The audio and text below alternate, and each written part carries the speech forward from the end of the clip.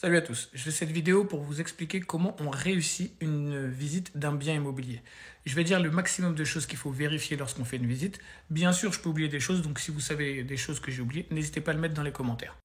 Première chose, lorsqu'on visite un bien, on visite bien toutes les pièces, on ouvre toutes les portes, on referme toutes les portes et aussi les fenêtres. Ça, c'est quelque chose qui coûte très cher, donc je vois qu'il y a des gens qui ne le font pas et après ils se font piéger.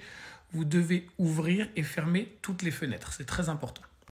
Autre chose, on tire la chasse d'eau de toutes les pièces, on ouvre les robinets, on voit si... Et on n'ouvre pas les robinets juste pour voir s'ils fonctionnent, on ouvre eau chaude, eau froide, pour voir si les deux fonctionnent bien.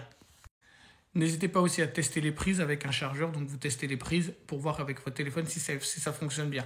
Pour ne pas avoir de surprise, c'est vraiment très important de le faire.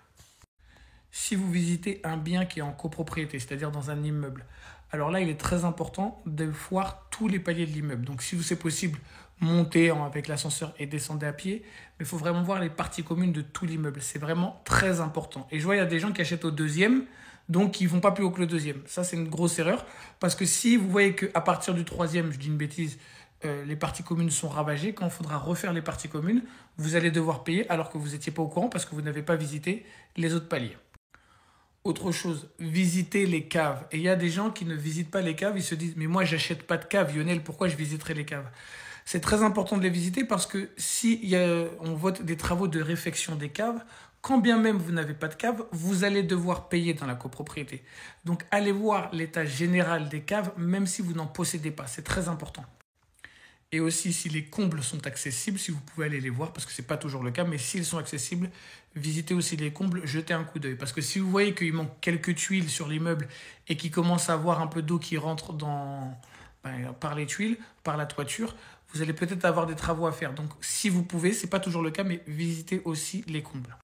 Les agents immobiliers vont me détester pour ce que je viens de dire, mais parce que ça va leur prendre du temps, c'est un peu chiant les clients comme ça, mais c'est vraiment pour vous protéger au maximum. Et le plus important quand on fait une visite d'un bien immobilier, posez un maximum de questions à l'agent. Il n'y a pas de questions bêtes, n'ayez pas peur d'avoir honte en posant une question bête. Si vous ne savez pas, demandez.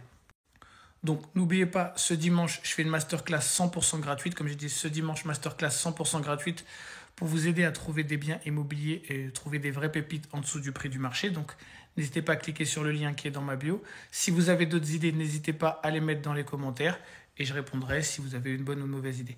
Et plus tard, je ferai peut-être un jour, je vais faire une vidéo pour expliquer aux gens comment on lit les PV d'AG pour savoir s'il y a des fortes charges ou pas dans l'immeuble. Bye.